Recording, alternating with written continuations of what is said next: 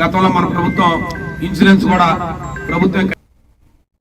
జోగులాంబ గద్వాల జిల్లా అల్లంపూర్ నియోజకవర్గం ఉండవల్లి గ్రామంలో గ్రామస్తులందరూ దాతల సహాయంతో ముదిరాజుల యొక్క ఆరాధ్య దైవంగా మాత విగ్రహం ధ్వజస్తంభ ప్రతిష్ఠ అంగరంగ వైభవంగా నిర్వహించారు.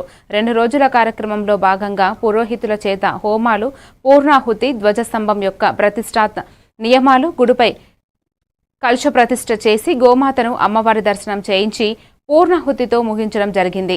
ఈ కార్యక్రమంలో గ్రామ పెద్దలు, ఎంపీటీసీ కురుమూర్తి వెంకటేశ్వర్లు, సత్యనారాయణ, వీరన్న గౌడ్ పాల్గొనడం జరిగింది.